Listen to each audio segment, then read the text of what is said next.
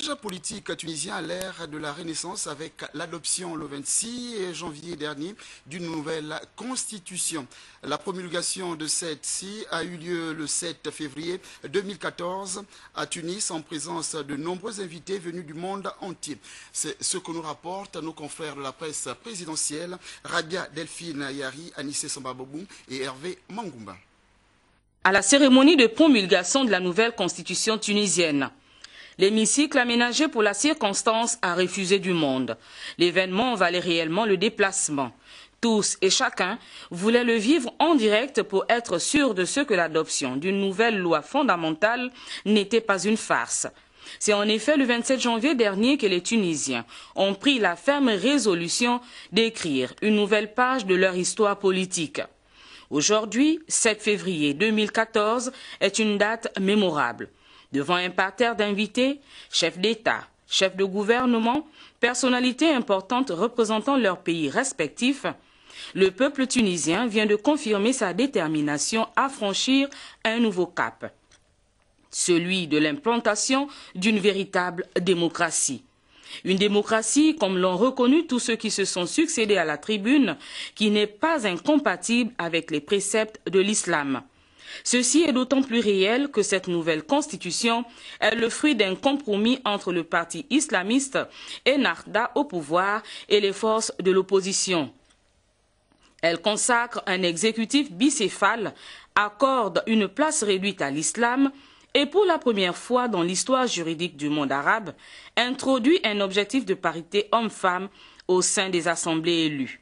En effet, les femmes vont désormais prendre une part active dans l'élaboration des textes, à l'ensemble des débats et négociations et à la prise de décision. En conviant les dirigeants du monde ou leurs représentants à cette cérémonie, le président Monsef Marzouki voulait leur faire partager ces moments aussi intenses que prometteurs d'une sérénité désormais recouvrée en Tunisie. Aussi a-t-il tenu à les remercier. Merci à vous tous de venir fêter avec nous aujourd'hui notre triple victoire. Notre victoire sur la dictature abattue grâce au courage et au sacrifice de notre jeunesse. Notre victoire sur le terrorisme qui a voulu semer le chaos dans le pays. Arrêter notre marche vers la démocratie en s'en prenant vainement à notre armée, à nos forces de sécurité, en assassinant lâchement nos deux martyrs, Chokri Belhaïd et Mohamed Brahmi. Vous voulez célébrer avec nous notre victoire, peut-être la plus importante, sur nos propres divisions, sur nos démons intérieurs. Mais votre présence ici est une victoire de plus, car elle signifie que vous continuez à nous apporter votre soutien et votre estime, et pour cela, encore une fois, merci. Une ère nouvelle vient ainsi de débuter en Tunisie. Là où est né le printemps arabe ne pouvait qu'être le point de départ de la locomotive qui mène vers de meilleurs horizons. Des horizons où le vivre ensemble ne soit pas une utopie. À l'invitation du président Monsef Marzouki, plusieurs chefs d'État et de gouvernement ont effectué le déplacement en tête parmi lesquels Ali Bongo Ondimba qui est également à Tunis. C'est ce que nous rapportent nos confrères de la presse présidentielle. Ils sont venus d'Afrique, d'Europe, d'Asie, de l'Orient, des Amériques, prendre une part active à cet événement qui restera à jamais gravé dans les annales de l'histoire politique du monde islamo-arabe.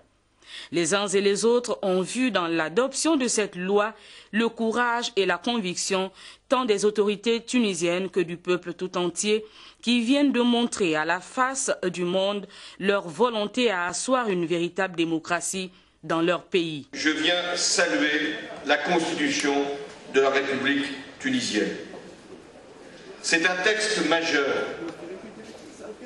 parce qu'il est le fruit d'un compromis institutionnel que vous avez été capable de nouer ensemble. Parce qu'il fait honneur, ce texte, à votre révolution. Et enfin parce qu'il peut servir d'exemple et de référence à bien d'autres pays. Votre Constitution établit un régime républicain, démocratique, participatif, dans le cadre d'un État de droit.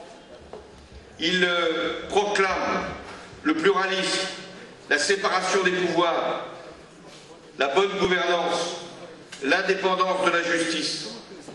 C'est déjà beaucoup. La Tunisie a tracé la voie à suivre pour ses frères de la région qui, à un moment de leur existence, ont eu soif de liberté. En prenant la tête du peloton, les Tunisiens ont fait preuve de maturité. Qu'il me soit permis de saluer l'adoption de la nouvelle constitution tunisienne qui, grâce à la mobilisation générale de toutes les forces vives de la nation, constitue une avancée significative et une victoire majeure dans la poursuite du processus de transition. Félicitations car votre nation a su, avec toute la sagesse requise, privilégier le dialogue et l'unité. Félicitations aussi car votre pays a résolument démontré aux yeux du monde un exemple de maturité politique en dessinant les lignes du nouveau contrat social tunisien. L'heure de la renaissance tunisienne a sonné. Fini les clivages politiques basés sur l'intégrisme religieux. Cette maturité qui s'est exprimée à travers des textes fondamentaux attend désormais d'être intégrée dans l'esprit de chaque Tunisien. On dit d'elle qu'elle est perfectionniste. Rose Christiane Osuka Araponda a porté sa robe, ou si vous voulez, son tailleur de première femme élue, maire de Libreville, la capitale gabonaise. La cérémonie qui a drainé du beau monde a été présidée par Guy Bertrand Mapangou, le ministre de l'Intérieur. C'est ce que nous rapportent Yves Oyono et Francis Ngomon. Il règne une ambiance particulière sur ces lieux, normal. Les Librevillois ont fait le déplacement pour venir assister à l'installation des nouveaux managers de l'hôtel de ville. Événement exceptionnel, de nombreuses hautes personnalités ont fait le déplacement. L'instant est grand. Hommes politiques, membres du gouvernement, corps constitués, diplomates, chefferies et autres constituants des forces vives sont présents. Sous le regard du Premier ministre, Daniel Onaondo, Guy Bertrand Mapangou et son adjoint, Jean-Pierre Oyiba, tous deux ministres de l'Intérieur ont procédé à l'installation du maire Rose Christiane Osuka et de ses adjoints. Ils sont 4. Jean-Boniface Assélé, Christian Goua, Marie-Christine Mbeme, Julien Assomo et Niké Sikou Tengenja, respectivement, 1er, 2e, 3e et 4e adjoints au maire, ont pris officiellement leurs fonctions dans une ambiance de fête et sous un tonnerre d'applaudissements. À l'endroit des nouveaux patrons de l'hôtel de ville, le ministre Mapangou a dit l'essentiel. Il a recommandé le travail, la méthode et l'action. Il n'est un secret pour personne que la mauvaise prestation du service public à la mairie de Libreville a conduit à la désaffection des usagers et à la résignation de leur rapport avec l'administration, les amenant à se compromettre dans des actes illicites avec des agents à la conscience professionnelle douteuse. Les business, les petits business. Osuka Raponda a promis ne ménager aucun effort pour mériter la confiance placée sur elle et sur ses adjoints. Nous recevrons avec attention vos suggestions formulées par l'ensemble de tous les membres, sans parti pris ni préjugés. Composée essentiellement de cadres issus des formations politiques PDG et CLR, la nouvelle équipe municipale a promis d'agir à l'unisson pour donner à Libreville une image digne des ambitions d'Ali Bongo Ondimba. Récemment encore, Rose Christiane Osuka Araponda était encore ministre du budget et la fonction publique. Pourtant, c'est une ministre qui n'est pas forcément connue du grand public. Côté cour et côté jardin, Yves Oyono. À 50 ans, Rose Christiane Osuka Araponda, conseiller municipal du 3e arrondissement, ancienne ministre du budget, des comptes publics et de la fonction publique, vient de succéder officiellement à Jean-François Ntoutou-Meman. De 1956 à nos jours, jamais l'hôtel de ville de Libreville n'aura eu à sa tête une femme. C'est fait. Il y eut Léon Ba, Léon Mébiam, Lubin Martial Ntoutou-Mobam, Jean Aveno Davin, Claude Damas Ozimo, Paul Mba Abessol, André Dieudonnébert, Ayo Barro, Ntoutou-Meman et désormais Christiane Osuka Araponda. La native de derrière l'hôpital est la première gabonaise à diriger la capitale du Gabon depuis le maire Léon Ba en 1956. ancienne directrice générale adjointe de l'économie, ancienne directrice générale adjointe de la Banque pour l'habitat du Gabon, pour ne citer que cela, Rose Christiane Osuka a su se faire avec le temps un carnet d'adresses qui lui sera sûrement utile pour l'accomplissement de sa mission. Pratiquement inconnue de plusieurs Gabonais il y a 2 ans, vu son profil, cette femme semble très encline à appliquer les réformes qui s'imposent à l'hôtel de ville de Libreville dorénavant.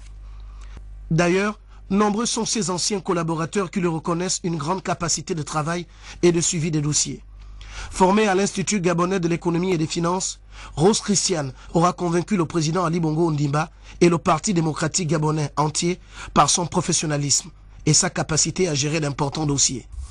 Issu du groupe ethnique Mpongwe, le nouvel édile de Libreville est une mère de famille, d'une ouverture d'esprit et d'une courtoisie impressionnante. Suite au local de 2013, 103 voix, soit 103 votants pour un pourcentage de 100% ont suffi à faire d'elle la première citoyenne de la capitale gabonaise. Candidat de la coalition PDG-CLR, parti de la majorité, elle avait incontestablement tout ce qu'il fallait pour prétendre et espérer finir sur ce fauteuil. C'est fait, Dame Osuka a désormais son écharpe. Elle place son mandat sous le thème de l'action. Objectif, accélérer la mise en œuvre des chantiers contenus dans le plan stratégique Gabon émergent. Finalité 2016, la présidentielle. Les images, toutes les images sont bien de Victor Mundunga. Peut-être parce qu'elle est mère et femme que les populations de Libreville attendent beaucoup pour améliorer un tant soit peu leur quotidien. C'est ce que nous rapportent Fobi Wawu Mikalan et Francis Ngomo. Notre capitale souffre depuis quelques années d'un bon nombre de maux récurrents, à savoir l'insalubrité devenue un sujet d'actualité faute d'une usine de valorisation d'ordures ménagères ou d'un nouveau site abritant la décharge publique. À cela s'ajoute la dégradation des voiries urbaines, l'adduction d'eau et d'électricité dans certains quartiers, l'éclairage public, sans oublier l'adressage de toute la commune. Voilà donc ainsi résumé la tâche qui attend le nouvel édile de la commune de Libreville qui a pris officiellement ses fonctions à l'occasion de son installation par le ministre de l'Intérieur, Guy Bertrand Mapango, qui n'a pas manqué de le lui rappeler. Vos préoccupations quotidiennes doivent coïncider non seulement avec les attentes des citoyens et des partenaires tant nationaux qu'internationaux, mais aussi défaire à tout prix la perception négative qui ternit l'image de l'administration communale de Libreville en raison d'une triple crise en termes d'organisation, d'investissement et d'efficacité. Concernées au premier chef, les populations appellent de leur vœu de changement grâce à l'action de la nouvelle équipe municipale. Le challenge de le nouvel édile de la mairie de Libreville, c'est de redonner à la mairie toute sa splendeur et par là même à la ville de Libreville, capitale du Gabon aussi, tout ce qu'on peut attendre d'elle. Libreville est trop sale. Il faut qu'elle vienne faire un effort, essayer de faire quelque chose par rapport à l'état de la ville. C'est une bonne chose pour que le maire de Libreville soit une femme, parce que lorsque nous rentrons dans nos maisons, quelle que soit la maison auquel nous y assistons, elle est propre, elle est belle, les habits du mari sont très propres, c'est à cause de la femme. Alors une fois une mère dans la grande maison Libreville, nous n'avons aucune inquiétude, ce serait une beauté totale. La ville est sale, normalement c'est la première chose que notre sœur doit d'abord voir. C'est la honte quand nos frères étrangers arrivent dans notre pays et voir la saleté qui se passe au pays, c'est pas bon. Nous attendons qu'elle puisse travailler, qu'elle apporte un peu plus pour la commune de Libreville. L'édile de Libreville en est conscient de cet appel lancé à toutes les collectivités locales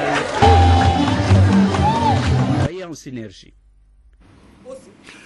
Comme un effet boomerang, la commune de Ndende dans la province de Langounié a également porté à sa tête une femme. Il s'agit de Maïté Mapangu Mouetsa. C'est ce que nous rapportent Rachel Moussavou et Clovis Mabouika Mafumbi. Pour le dimanche 2 février 2014, l'élection liée au renouvellement du bureau du conseil municipal de Ndende a finalement eu lieu le lundi 3 février 2014. Les raisons de ce décalage avec le préfet du département de la Dola. Au premier jour, on recommande les 2 tiers des conseillers. Lorsqu'on reporte l'élection au lendemain, le quorum est ramené à la majorité absolue. La majorité absolue, c'est la moitié des conseillers élus plus 1. C'est-à-dire que nous avons eu 9, 50, c'est la moitié des conseillers, mais il faut 10. 10 plus 1, ça fait 11 conseillers, donc la majorité absolue est carrément acquise. Dans la salle de la mairie, sur les 19 conseillers appelés à élire le futur maire, seuls les 11 élus locaux du Parti démocratique gabonais ont répondu présent.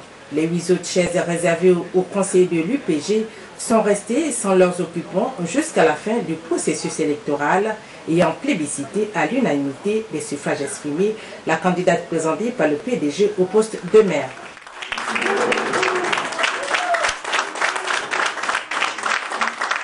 Sitôt élue, la première femme maire de Ndendé a révélé ses ambitions de développement de sa circonscription.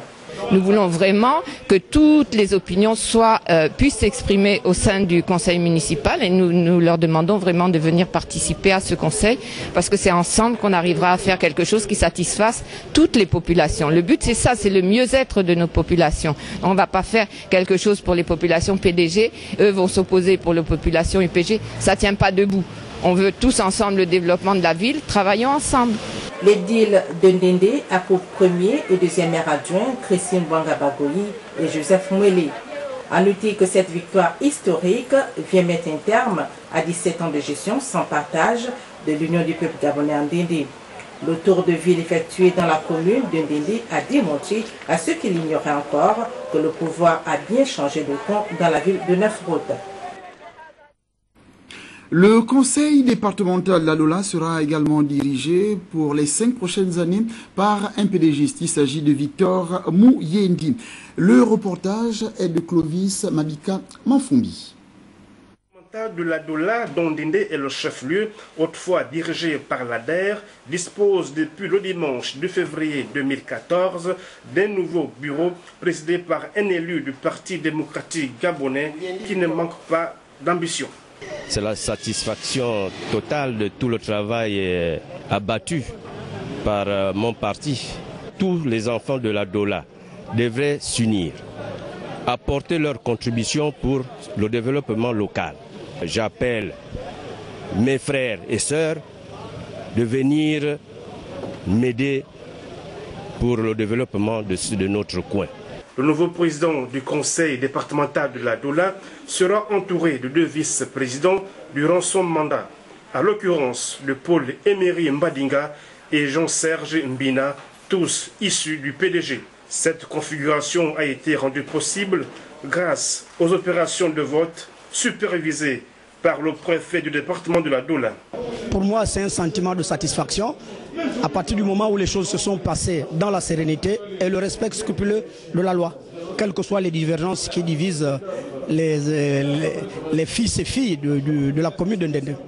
A noter que sur 17 conseillers formant le collège électoral du département de la Dola, 3 conseillers de l'UPG ont opté pour la chaise vide. Seuls les 14 conseillers du Parti démocratique gabonais ont participé au processus électoral du nouveau bureau, ce qui laisse dire que les consignes dictées à la veille du vote par le membre du bureau politique Yves Fernand Manfumbi ont été respectées comme une lettre à la poste. 2 communiqués pour la suite de cette édition d'information. Gérard Elangema animera une conférence de presse ce samedi 8 février 2014 au Mont Carmel, à côté de l'entrée du trésor principal de l'estuaire, sise à la fonction publique. Également un communiqué qui nous revient de l'Union du peuple gabonais en vue de la préparation de la Convention nationale préalable à l'organisation du premier congrès de l'Union du peuple gabonais, fixé au 15 février 2014. Le secrétaire général adjoint chargé de l'organisation des manifestations politiques invite l'ensemble des coordinateurs fédéraux à préparer leur mise en route sur Libreville afin de prendre part à cette réunion dont les assises mettront en marche le processus de reconstruction de parti légué à la postérité par le président Pierre Mambundu. Cela fait 40 ans de coopération sino-gabonaise se célèbre en matière cinématographique avec le lancement cet après-midi du téléfilm chinois Doudou et ses belles-mères. Cette série qui véhicule la culture chinoise, vieille de plusieurs siècles, est une invite à l'éthique personnelle et au développement de soi. Pour cette première, l'auditorium de la Maison Georges Rawiri a vu la présence du ministre de la Culture, Ida Riteno Assonouin, celui de la Communication, Pasteur Ngwa Némé, le vice-président de l'Assemblée nationale et l'ambassadeur de Chine au Gabon. Nous y reviendrons avec force et détails au cours de nos prochaines éditions d'information. Une note triste dans cette édition d'information. Sonny Dingo, artiste, auteur, compositeur, décédé nous allons parler d'abord de oui, c'est bien le président de l'Alliance démocratique et républicaine ADER, Dieudonné Pambo, qui est décédé le 24 janvier dernier à Libreville, a reçu un dernier hommage à son domicile d'Ovendo. Le reportage est de nos confrères de la presse, le reportage est de nos confrères de TV2. Larmoyant, parents, fans, artistes, mélomanes et responsables du ministère de la Culture réalisent seulement ici et à l'instant que dans cette bière hermétiquement fermée dort pour l'éternité Sonny Dingo, une des icônes de la musique gabonaise. Rigobert Mintsama Loro, de son vrai nom, dit sa révérence il y a quelques jours des suites d'une courte maladie. Pour lui rendre un ultime hommage, parents, autorités politiques et administratives du pays ont massivement effectué le déplacement de la paroisse catholique Saint-Michel de Nkembo. Pour obtenir la vie éternelle, voici les règles du jeu, et c'est en ça que tu es extraordinaire. Restez fidèle à celui qui donne le véritable honneur, Dieu. En dehors de lui, ce n'est que perte de temps, ce n'est que tristesse, esclavage, emprisonnement. La liste est le de cause. Né en 1952 à Oyem et membre de la tribu Nkodjeng, Feu et Dingo tire sa révérence à l'âge de 62 ans. Au département de la culture, on se souvient de l'illustre disparu. Profond regret. Et Dingo, notre cher regretté, est un compatriote pétri de talent. À sa première sortie, qu'il avait déjà fait un exploit. Il avait encore plusieurs trésors à nous faire découvrir, hélas. Hélas, hélas, il s'en est allé. Décédé dans le dénuement absolu, Sonny Dingo s'en va alors que le dossier sur les droits d'auteur est en phase d'aboutissement, regrette le membre du gouvernement. Écoutez, il y a déjà une avancée considérable parce que sur la table du Conseil des ministres a été déjà discutée cette question des droits d'auteur. Et sur mon bureau, parmi les toutes premières questions, il y a cette affaire des droits d'auteur. Je vais m'y pencher avec la collaboration des actrices, je vous en fais la promesse. Que te dire au moment où tu es conduit à ta dernière demeure dans ton village natal de Nkolayo, par Oyem? Adieu, Sonny Dingo.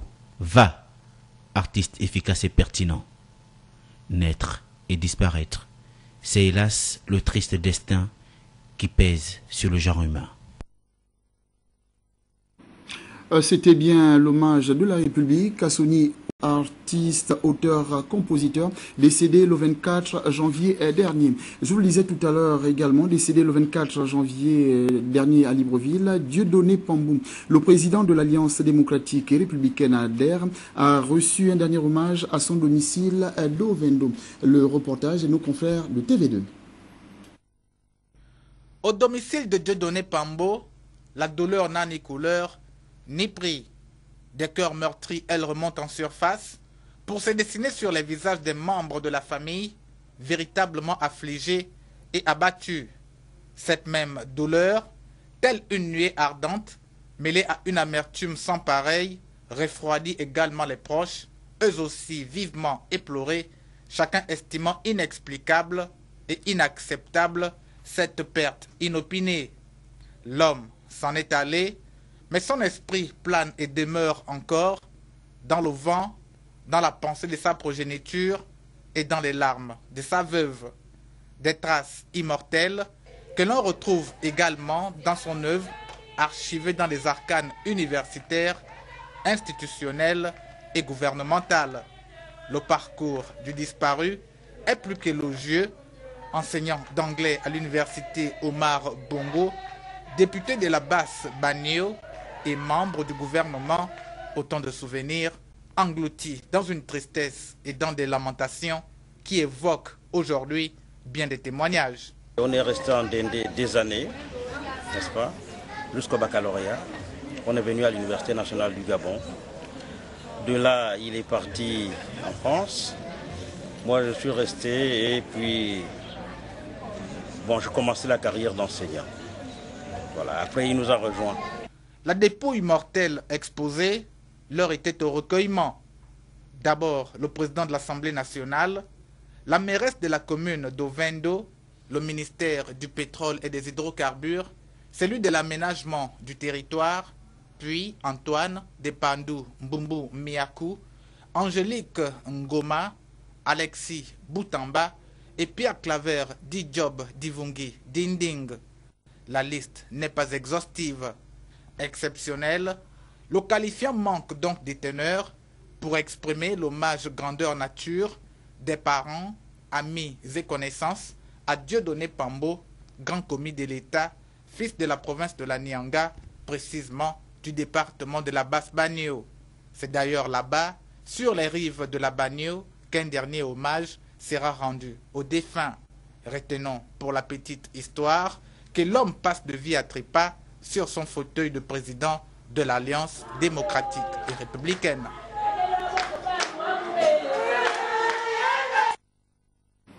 Un passage obligé. Débuté mercredi dernier, l'atelier national sur les droits des communautés dans le secteur forestier a pris fin hier. Une cérémonie présidée par le ministre délégué à la forêt, Louis-Philippe Nvé-Nkogé. Le reportage est de Paulin Siaki et de Médard Ngeng. Cet atelier national sur les droits des communautés dans le secteur forestier en République gabonaise qui s'achève et qui a vu la participation des acteurs au développement du secteur forestier, société civile nationale et internationale entre autres, lesquels acteurs ont pendant 2 jours durant penché leurs réflexions communes sur les questions relatives à l'utilisation rationnelle de nos ressources forestières par les communautés. Au terme donc de ces échanges, 2 recommandations principales ont retenu l'attention de tous. Renforcer les droits procéduraux des communautés locales et autochtones, le droit à l'information, à la justice des populations locales en matière de gouvernance forestière. L'action du renforcement des capacités avec support documentaire des populations locales en matière des droits et devoirs. Le ministère en charge des forêts ne ménagera aucun effort pour traduire dans les faits les recommandations formulées. Je suis déjà rassuré que je transmettrai au gouvernement de la République, conduit par son Excellence Daniel Nondo, Premier ministre chef du gouvernement, les conclusions auxquelles vous êtes parvenus. Le ministère de la Forêt, de l'Environnement et de la Protection des ressources naturelles traduit ici sa volonté de relayer la vision de lutte contre la pauvreté, axe stratégique du pacte social que vient de proposer au peuple gabonais le chef de l'État, Ali Bongo Ondimba. Un débat de presse a été organisé au siège de l'ONU-SIDA à Libreville par le réseau gabonais des journalistes en population et en développement. Il s'agissait d'édifier la presse sur les missions de la commission ONU-SIDA lancée. Le reportage est de Téclair Mekui Movuno, Francis Cédès Ngomon. Parce que tous les jours, ils ôtent la vie, bien des organisations nationales et internationales ont fait du VIH-Sida leur ennemi numéro 1, mettant tout en œuvre pour le combattre et le vaincre. Au nombre de ces organisations, la commission ONU-SIDA Lancet, Vaincre le sida, promouvoir la santé mondiale, présentée à la presse lors de ce débat de presse mis sur pied par le réseau gabonais des journalistes en population et développement. Donc, la rencontre d'aujourd'hui est une série de plusieurs rencontres tout le long de cette année avec les journalistes, de telle sorte qu'ils puissent traiter les sujets de VIH-Sida de façon professionnelle et en allant au cœur, n'est-ce pas, du sujet, de telle sorte qu'ils puissent impacter sur la vie des populations, mais également amener les décideurs à prendre des bonnes décisions sur les questions de VIH-Sida. On a eu des avancées majeures sur les questions de sida. On a réduit le nombre de nouvelles infections de 33%. On a mis 10 millions de personnes vivant avec le VIH sur le traitement antirétroviral. Et il y a même certains pays déjà qui ont éliminé la transmission du VIH de la mère à l'enfant. Malgré ces résultats encourageants, le sida est toujours là. Et parce que le sida est toujours présent, la commission ONU-SIDA-Lancet entend davantage structurer la riposte au VIH-Sida lors des assises de sa deuxième réunion prévue du 13 au 14 février 2014 prochain à Londres, au Royaume-Uni.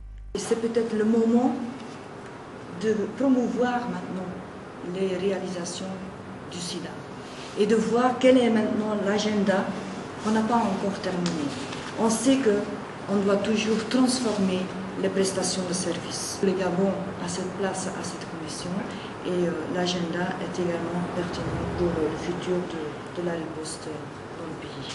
Créé en mai 2013 par le Programme commun des Nations Unies sur le VIH-Sida, ONU-SIDA et la revue médicale The Lancet, la commission ONU-SIDA-Lancet réunit une quarantaine de personnalités, dont Joyce Banda, présidente du Malawi, ou encore Sylvia Bongo Ondimba, première dame du Gabon, qui devrait participer aux Assises de Londres dans les tout prochains jours.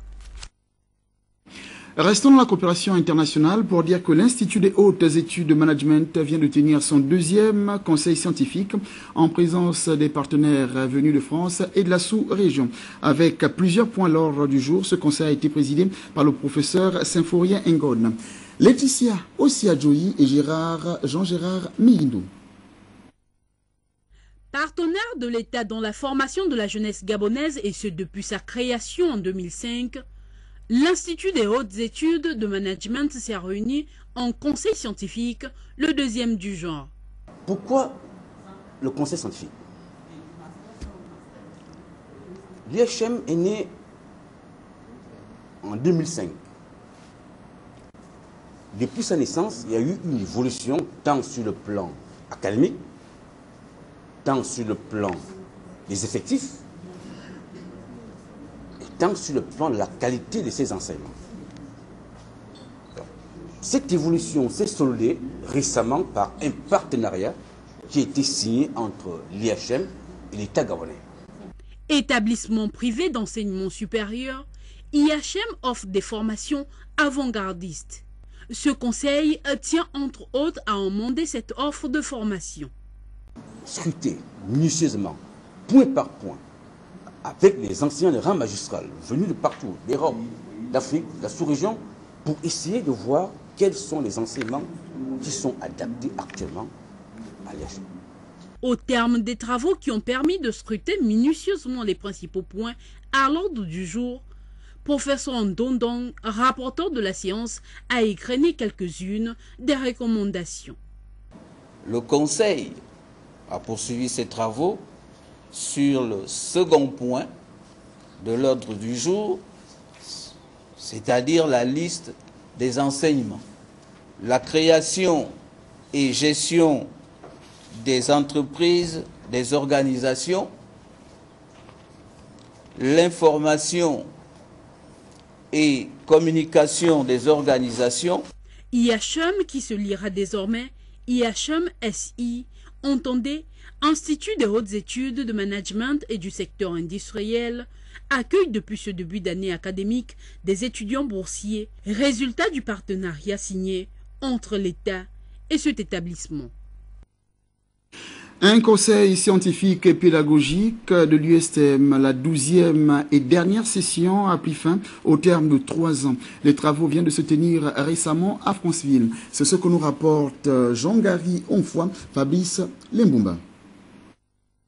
C'est par l'observation d'une minute de silence en mémoire de Feu Dieudonné Pambo, ancien ministre de l'Enseignement supérieur, qu'ont démarré les travaux de la 12e session et la dernière du premier mandat du Conseil scientifique et pédagogique de l'Université des sciences et techniques de Massoukou, qui a vu la présence de la quasi-totalité des membres et dirigé par le président sortant, le professeur Bertrand Mbati. Pendant plus de 5 heures d'horloge, les membres de cette session, sous l'autorité du président Mbati, ont suivi des informations adopté le projet de l'ordre du jour et les rapports des 10e et 11e sessions. Il a été également question de faire le compte-rendu des travaux de la commission rédaction du projet de convention bipartite entre l'Université des sciences et techniques de Massoukou et l'Agence nationale gabonaise des bourses. Dr Ateke, professeur ressources. Le Conseil a émis des projets de convention tripartite et bipartite. Citer l'appui de l'Agence nationale des bourses dans le cadre des formations en Master 2 et en doctorat, particulièrement au niveau de la recherche. Au cours de ces travaux, il a été fait le bilan sous forme de manuscrit du premier mandat du Conseil scientifique et pédagogique de l'USTM. Les participants ont aussi planché sur la sélection des dossiers de thèse. Et les divers ont mis un terme à cette dernière session du premier mandat. Le sentiment de quelques participants au terme des 10 travaux, les professeurs Mbina et Souzat, respectivement, doyen de la faculté des sciences et directeur général de l'INSAB. Il était question de faire le bilan de ces 3 ans de réflexion, de travaux. Et j'ai un assentissement de devoir accompli. Nous avons beaucoup travaillé, bien travaillé. C'est vrai que il y a beaucoup de questions qui demeurent, mais nous sommes très optimistes. Ce que je veux dire, ce que je veux plutôt dire ici, c'est justement, c'est tout à fait novateur. Déjà, la mise en place du conseil scientifique, en plus de certains organes comme le conseil d'administration et le conseil d'université. Donc ça, c'était déjà novateur et ça permet vraiment d'avoir un peu un caractère plutôt scientifique en fait du fonctionnement de l'université. Et là, par exemple, là, le bilan, mais je dirais positif. Le prochain rendez-vous a été pris pour la prochaine session dans les quelques heures. Au terme de ce conseil scientifique et pédagogique, un nouveau bureau a été élu, présidé cette fois-ci encore par le professeur Bertrand Ambachin. Retrouvons nos confrères de Gabon TV, de Gabon Télévision à Franceville. Les travaux de la 13e session ont démarré après l'élection du nouveau bureau. Par acclamation, le professeur Bertrand Ambachin a été réélu. Il remplit pour 3 ans. Avec lui, 5 nouveaux qui rentrent dans cette structure de réflexion qui passe au peigne fin quelques zones d'ombre et les quelques difficultés que rencontre l'institution. Sitôt le travail démarré, avec bien entendu la présentation et l'adoption des grands axes d'action du nouveau bureau et le projet de la tenue d'un conseil d'université le plus tôt possible. Professeur Nsié. Je me réjouis de faire partie du collège 1 pour essayer de faire entendre la voix de la biochimie au sein de cet organe d'orientation, de proposition et de réflexion.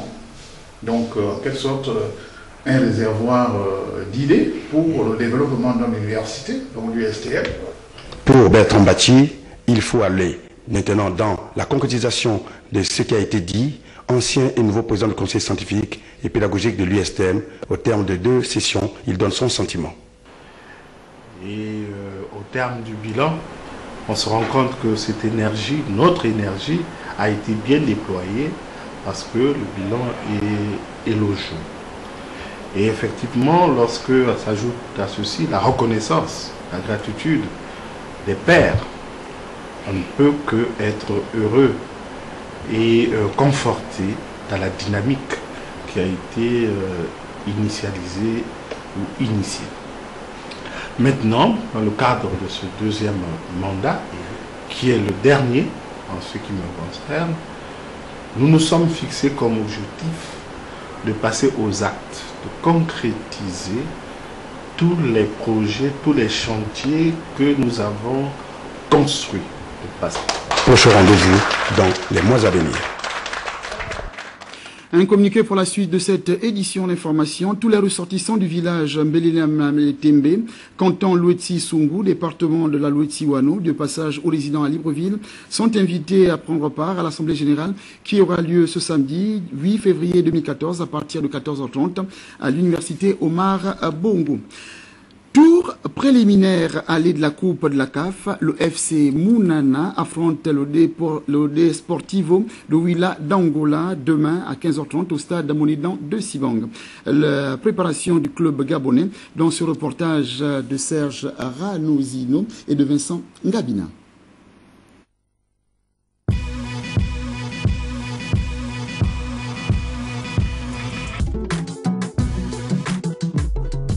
Pour préparer cette échéance, le CF Mounana est en regroupement depuis plusieurs jours.